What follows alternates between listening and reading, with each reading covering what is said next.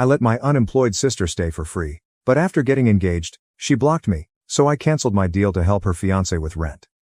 All of this began around 2 weeks ago, when my sister's boyfriend proposed to her and invited her to move in with him. Then, earlier this week, she arranged an engagement party without inviting me. Things had already become strained between us, but this was the tipping point for me. We had a tremendous quarrel when I questioned her about not inviting me, especially because I had supported her and allowed her to live with me rent-free for the previous year. She informed me that an idiot like me was no help in the first place, and that she didn't want to remain in touch with me any longer since she had had enough of me. Of course, it was completely ungrateful and disrespectful. So I called off my little deal with her guy. Now she's constantly apologizing, but I don't need it. I wouldn't have had any second thoughts if it hadn't been for my mother. For perspective, Janet, my sister, lost her job as a copywriter after her firm announced major layoffs. She tried freelancing for a while, but it didn't pay well, and she eventually couldn't afford rent. She was kicked out of her flat and had to come to me. Previously, she and I had an acceptable relationship. We weren't particularly close, but I let her move in because I felt sorry for her. She was definitely going through a difficult time, and she needed all the aid she could get. Our mother lives far away with our brother, so she couldn't help, and I was Janet's only family member nearby. For the past year, I've let her remain with me without paying rent because my husband and I make enough money to cover it. She not only did not pay rent, but she also made no effort to help with home tasks or finances. We treated her like a child, and this is how she decided to repay me. Naturally, I was angry. I could tell she was doing better in the final few months since she began to spend more time with her pals. Despite this, she refused to take a job. She was either depleting her savings or spending the money our mother sent her as an allowance until she found something worth her time. I felt it was odd for a woman in her mid-20s to live like that. Since she was clearly no longer battling mentally, I began urging her to look for work. That led to a lot of arguments since she wanted me to get off her back and stop bothering her, whereas I thought she was wasting money. Our relationship deteriorated over time because she refused to listen to my advice, despite the fact that it was sound. Then last month, I discovered that I was pregnant. My husband and I decided she couldn't live with us any longer since it would be too much work, and we wanted to convert her room into a nursery. Fortunately, we did not need to have that conversation with her. Just a few days after I found out I was pregnant, Janet's boyfriend Caleb approached me and said he wanted help choosing a ring because he was about to propose. They had been together for 4 years. He had supported her through thick and thin, and he was a decent man. Janet hadn't moved in with him earlier because they worked in the same department and were laid off at the same time. He'd had a difficult year as well. However, a few months ago, he found a new job. He told me that during the first several months of the engagement, he wanted to live with his parents. Once he found an apartment he liked and saved enough money, he would move in and invite Janet to join him. His funds had suffered significantly because he was no longer living rent-free with his parents, as Janet did. Since I really wanted Janet to move out, I proposed that he find an apartment first, move in, and then propose. After that, he could invite Janet to live with him. That way, everything would go well. He was concerned about the expenses, but I promised him that I would pay Janet's half of the rent for the first few months until she found work. I devised this strategy because I desperately needed to leave the house before my second trimester began. Maybe it was a little sly, but I didn't want to jeopardize my already poor relationship with Janet by bringing up the unpleasant topic of her staying with us. This manner, everyone benefited, so I didn't give it much thought. Within a few weeks, Caleb had secured an apartment, and he and I had reached an agreement. Everything went precisely as I expected. Janet moved out just a few days after her engagement. However, once she had a ring on her finger and a place to stay, her attitude toward me shifted dramatically. I could sense something was wrong. Even then, I never dreamed she'd exclude me from her engagement party after everything I'd done for her. When I challenged her about it, she called me a fool and claimed that I had not been helpful at all. She stated that I had only put pressure on her in recent months, causing her undue anxiety, and that she was relieved to be gone. She wanted nothing to do with me anymore, so she blocked me. I was obviously irritated, so I called Caleb and informed him that I was canceling our little deal. Janet was obviously ungrateful, and I didn't need to worry about her anymore. She is an adult lady who can manage herself. She is not my child, so I do not have to feel terrible about this. This put Caleb in a difficult situation as well, but I couldn't care less at the time because I was so upset. A few days later, Janet unblocked me and began apologizing. Then, yesterday, my mother called and told me I was being really unreasonable. She claimed that what I had done was useless and weird. She informed me there was no need to manipulate Janet and Caleb only to get Janet out of my house. I could have simply sat her down and had an honest chat with her. Everything would have been plain. Perhaps I agree with that. I don't believe my mother was absolutely wrong. But, in my defense, Janet had already been quite difficult to cope with for the previous few months. I didn't want to add to my stress by attempting to have that talk since I knew Janet wouldn't take it well unless she already had somewhere to go. My mother also said that by pulling out of the transaction, I was causing unneeded difficulties for Caleb, who was absolutely blameless in the issue. However, I couldn't get myself to care about it either. My mother also stated it was embarrassing for our family, and I suppose she's correct. That is why I have been thinking about it so much. I'm torn. I don't want to back out of the transaction since that would make me a big jerk. But at the same time, I really don't want to help Janet, especially after what she said to me. She basically called me a stupid after I had done so much for her in the previous year. I'm in a huge quandary right now and desperately need some decent guidance. Am I wrong for pulling out of the deal and causing problems for my sister and her fiancé? Update 1. Thank you to everyone who reacted to my post. After much consideration, I decided to discuss it with Caleb. He is the one person I owe an explanation to in this situation. After all, he did everything I asked of him because he trusted me, and I don't want to leave him in a difficult situation. I informed him that I would continue to assist him financially, but that if Janet finds work, I would like all of the money returned. This is just a one-time favor for Janet, and I don't want to engage with her again. Even this contact was exclusively between Caleb and me. I didn't want him caught in the crossfire between Janet and myself. As I have stated, Caleb is a truly kind guy, and I don't think it's fair to leave him hanging, especially considering his financial position. He appeared relieved when I spoke with him on the phone. He informed me that he understood how furious I was, but he was grateful that I did not back out of the transaction, which would have left him in a terrible situation. He also encouraged me to make amends with Janet. But that's where I draw the line. I don't want anything to do with my family right now, including my mother. While my mother had a good point about how I could have simply spoken to Janet, told her the truth about my pregnancy, and asked her to leave, she fails to recognize that I had previously tried to be polite to Janet for a long period. Janet made things exceedingly difficult for me. Let's not forget that my mother was helping her by sending her a monthly allowance, despite my repeated warnings that this was preventing Janet from becoming independent. I cautioned her that her actions would ensure Janet never got a job or got back on her feet, but she ignored me. So I think I'm really a fool. Because, at the end of the day, I feel used by my family. Janet clearly utilized me for a rent-free place to live without contributing monetarily or assisting with tasks. My mother practically used me to support Janet while disregarding my sentiments. If she cared, she would have heeded my advice and encouraged Janet to seek a job rather than providing her with free money. She was not even enthusiastic about my pregnancy. Instead, she was more concerned with Janet's condition and did not congratulate me. Anyway, the basic line is that, while I feel horrible about what's going on with my family, I'm not going to let it interfere with my life. I'm embarking on a new path as a mother, and I'd like to start on a positive one. I do not want any negativity in my life at the moment. As a result, I have chosen to cut off all communication with my mother and sister. I'm not going to lie, it will be difficult. Aside from them, I just have my in-laws for my family. My father died in an accident when I was 7 years old, and his parents died shortly after that. We don't have much contact with his family, and I'm not close to any of my other relatives. It used to be just my mother, Janet, and I against the world. Janet and I had a close relationship as children. However, as we grew older, we became further apart. Recently, I believed we were reuniting, but then something happened. Now I think I'd be better off without them. Even though I'll be lonely, at least I won't be stressed. And even if I don't have my family with me, I have my husband, which is enough for me. Update 2. It's been 5 weeks since my last update, and my mother unexpectedly showed up today. I had the day off, so I spent it at home. I heard the doorbell ring just as I was about to leave work. I looked outside and saw my mother standing there. I was surprised because she normally prefers to stay in her hometown and dislikes traveling or spending overnight anywhere. She finds it unpleasant. Her last visit was short for one day to attend Janet's engagement party. She flew back home the next morning, so we didn't even get to meet. This time, she said that she had come because Janet wanted her to meet Caleb's parents in a more intimate environment, so they had a family meal. She'd traveled in just for it.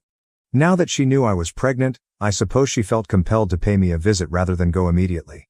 She had been attempting to contact me on a regular basis over the last few weeks, but I had ignored her. However, now that she was standing directly outside my door, I couldn't pretend I hadn't heard the phone ring or that I was preoccupied. I had no choice but to let her inside. When we started talking, she apologized for her prior actions. However, she also felt that my behaviors were weird and needless. She said it was very typical of me to go behind someone's back and create plans only to get them out of my house when I could have had an honest chat with them. I had to explain to her that Janet and I had been having troubles for months and that I did not want to further the situation. Even then, I was trying to be a better person by avoiding drama. I had gone out of my way to assist Janet so that she did not find up in a situation where she had nowhere else to turn. That is why I had to take such precautions. She would have understood why I did this if she had checked on me as often as she did Janet. Clearly, she had no concept what things were like from my perspective. I did tell her that she was correct, as I had previously, and stated that despite our frequent fighting, I should have just informed Janet that I was pregnant and requested her to leave her room. She probably would have taken it well, and if she didn't, I should have taken my chances rather than gone out of my way to construct a living environment that favored her in order to prevent conflicts or drama, like a fool.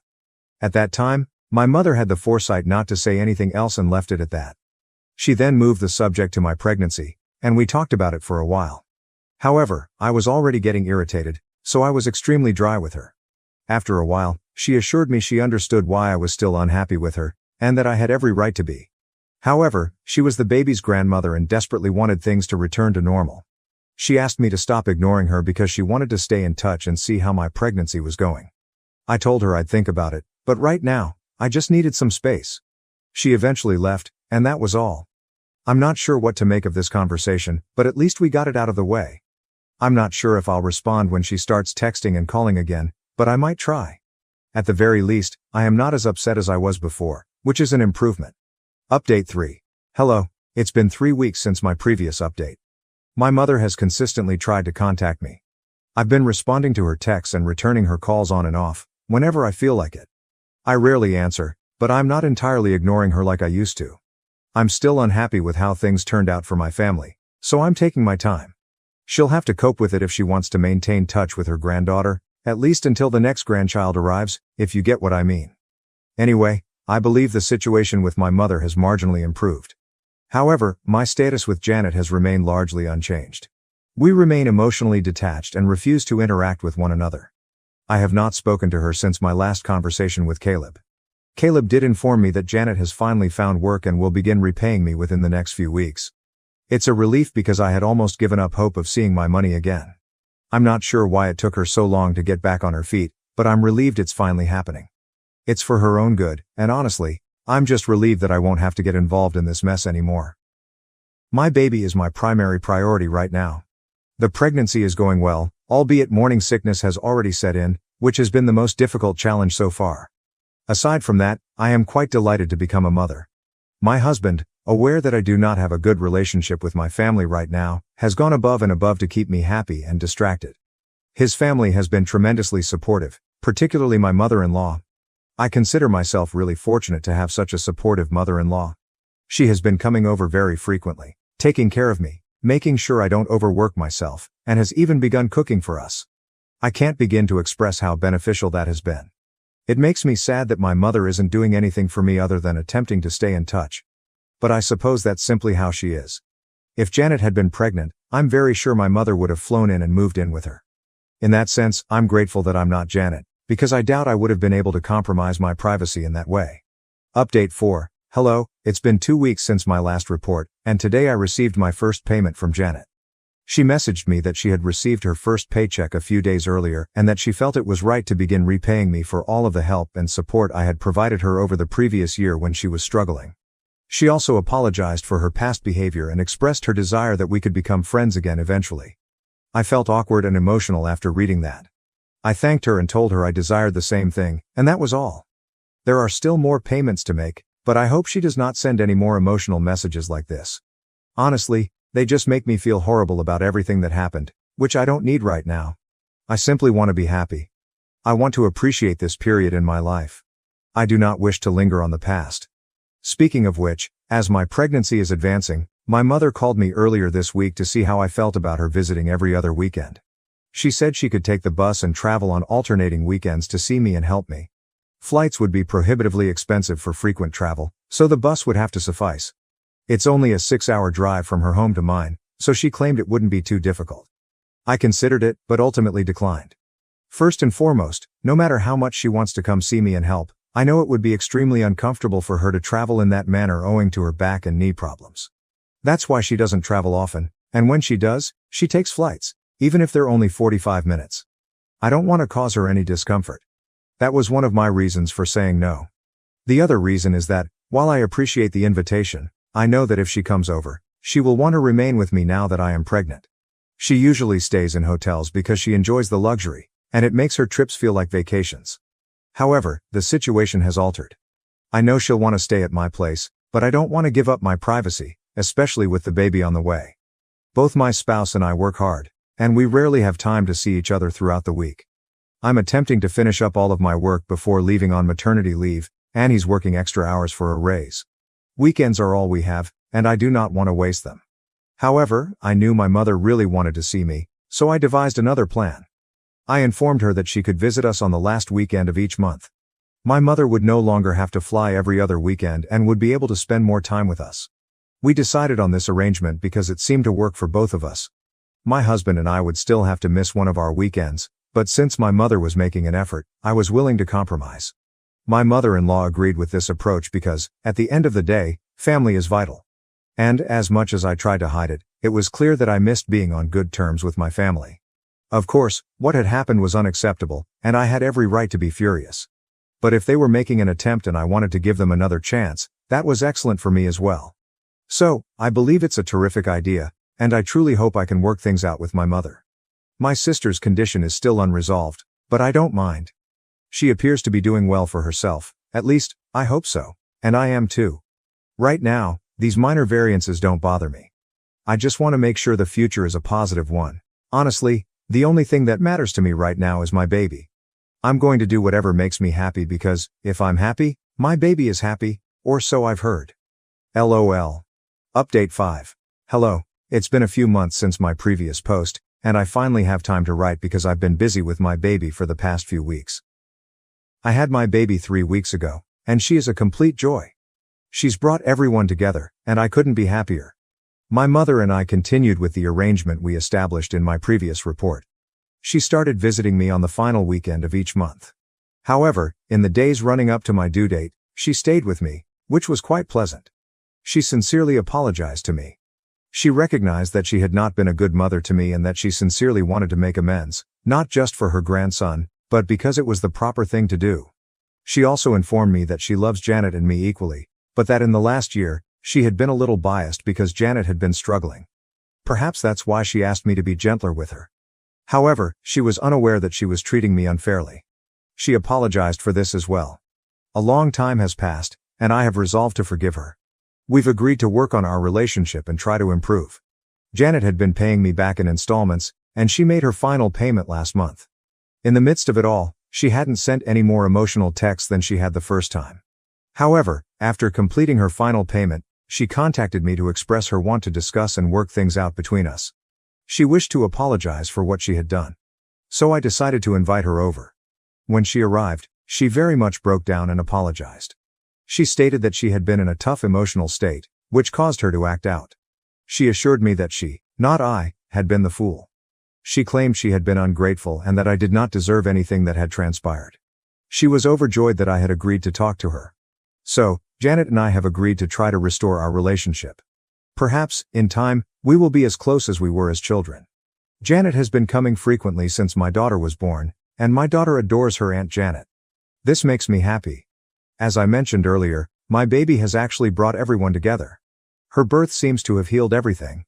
Almost everyone was there for me while I was in labor. In the delivery room, I had my husband, his family, and my own. That day will remain the most memorable of my life. Thank you for watching. If you haven't subscribed yet, please do so and hit the notification bell to stay updated with more shocking real-life stories happening around you.